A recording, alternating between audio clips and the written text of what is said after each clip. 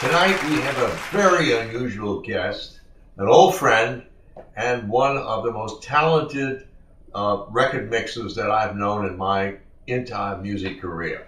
As you all well know, ladies and gentlemen, it's strictly a music show about music people, record producers, songwriters, DJs, record mixers, arrangers. And tonight we have one of the most talented guys in the business.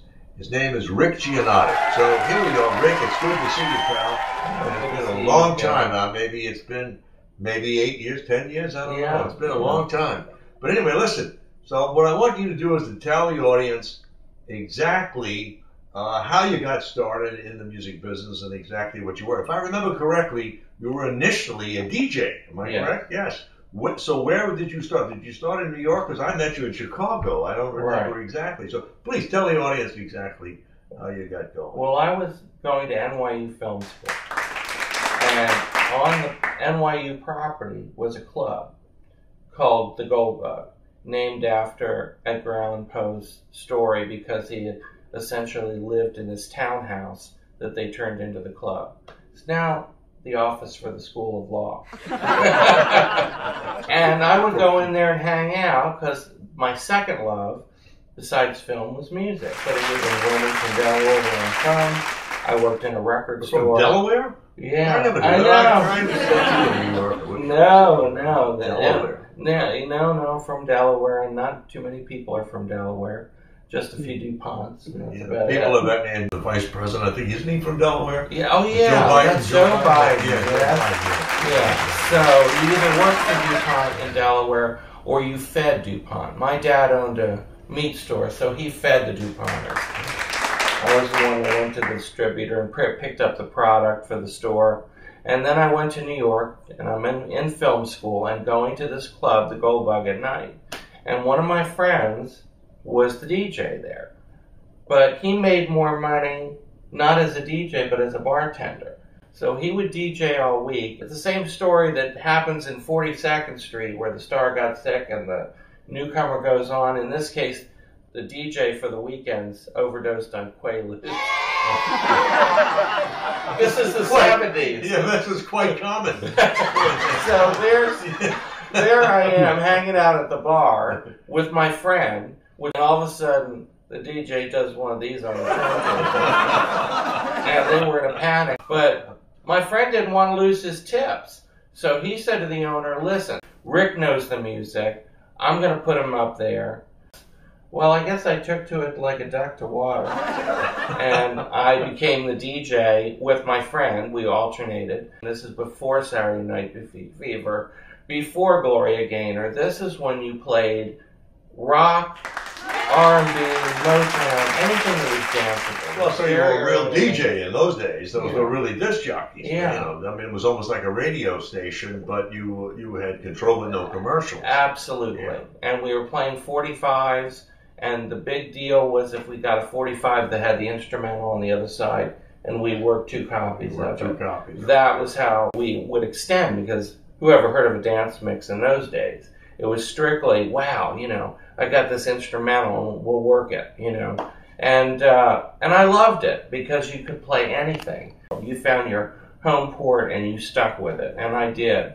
And I ended up working at the Limelight at 7th Avenue in Sheridan Square. How long did you stay in there, and how long did you stay in New York? I was there from 72 until 77. Wow, so you stayed in New York quite a bit. But also, too, you built up a following more so in those days, too. There was a following. People would go to the club because they knew the jock or the type of music was playing. Because a lot of clubs play different stuff. They nobody copied anyone. Exactly. And I will say that we had an influence in the 70s that people, even record companies, didn't know about. There was no such thing as dance promotion in those days. No. But I will give you a really good example of the influence we had back in the early days. There was a former Motown group. They went to another label. So they released a ballad, and of course in those days there were still AM stations. And the B-side didn't show up on the promo. And of course, by hearing the commercial copies, we heard those B-sides. And we yearned in those days to find that surprise hit. Well, the group was the Spinners. The company was trying to figure out why they were selling any records when the record stiffed on the radio. So Bobby Guttadaro and a couple of other DJs went down to Atlantic Records, and they walked into the R&B department and said, "You've got a hit."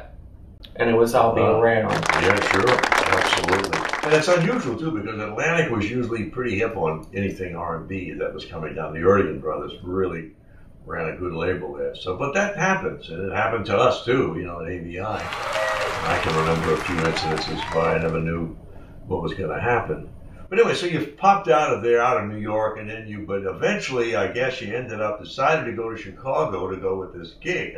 Well, what happened, I wanted to get into the studio. I wanted to remix. So I said, well, the other place there's record companies is LA. I packed myself up in my Ford Granada with my roommate who decided to go back to Ohio. We get as far as Ohio, and what happens to Fords when the warranty runs out? The transmission went. Oh my goodness! So you had the big one. In Warren, Ohio, fixing the transmission. Another person that was with me was my best friend, Bruce, which you will remember because later on he came and redesigned the offices of AVI. Yeah. And he went up to visit his brother, and he went to check out Dingbats. And he calls me on the phone. He says, "Listen, this guy's still talking about you like you're the greatest thing that's ever happened since sliced white bread. Come up to Chicago. Talk to him. You never know." So I did, and he offered me a deal that I couldn't refuse.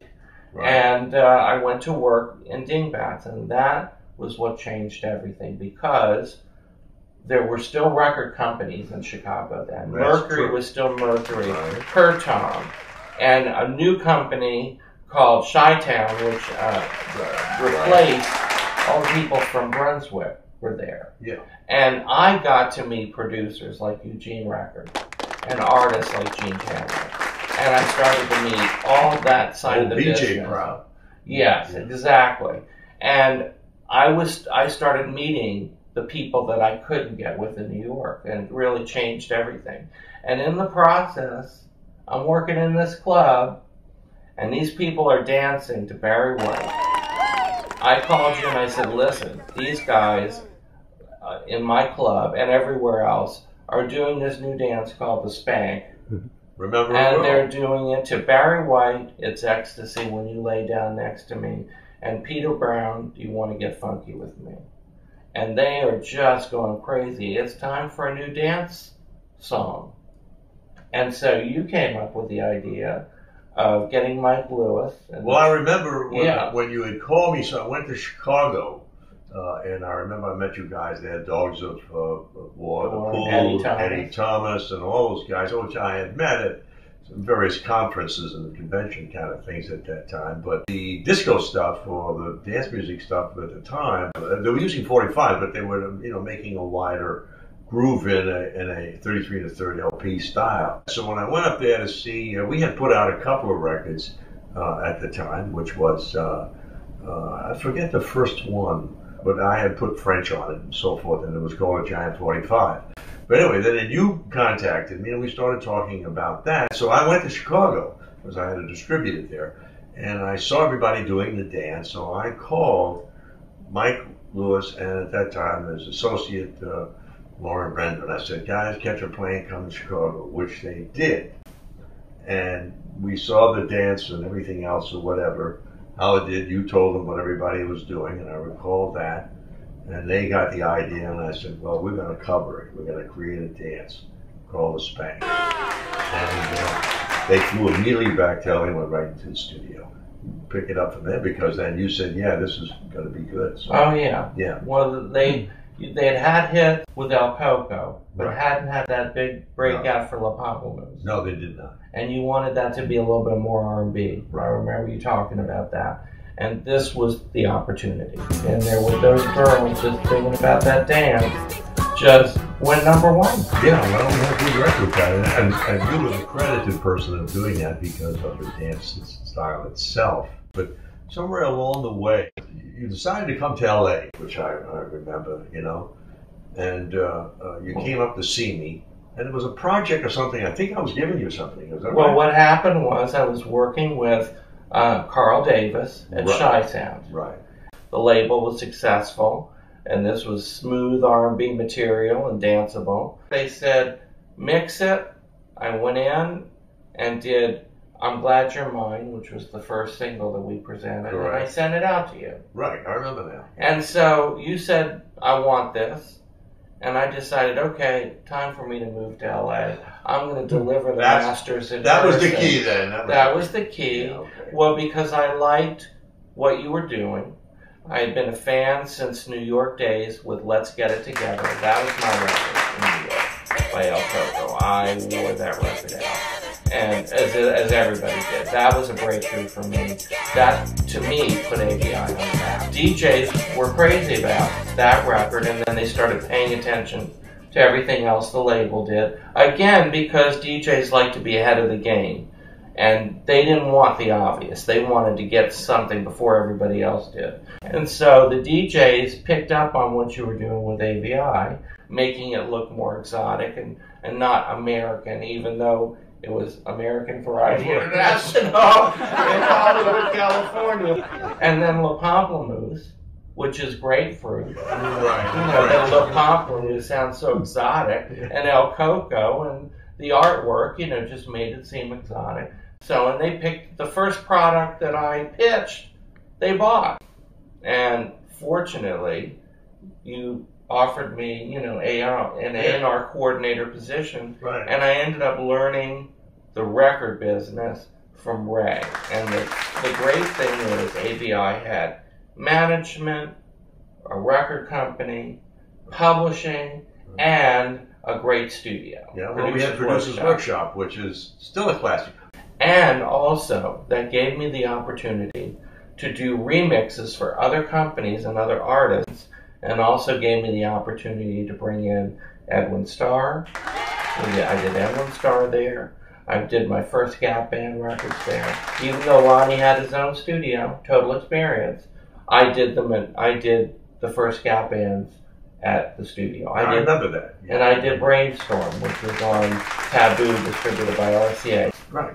That is true. Actually, when we did a project there with Michael Lewis at the time, who was also a chief A&R guy and also one of our own artists, we got some very unusual product that came from Chicago, that came to us, who almost every record company turned down. Laurel being one, which is still one of my favorite productions, and the best, one of the top mixes that you did yourself, along with. And Overdose of Love, produced by Eugene Record, right, was actually literally the first thing I mixed.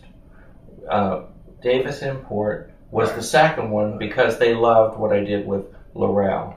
But we also too picked up there. What was the guy? Oh, Captain Sky. Captain Sky, which was really the first funky, off-color R&B record that we ever put out, which was very successful. And we sold a lot of product in Baltimore and places like that with Captain Sky. Laurel came across.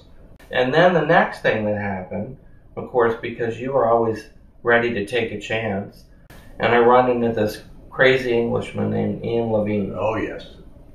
But he was walking around with a project that everybody had turned down.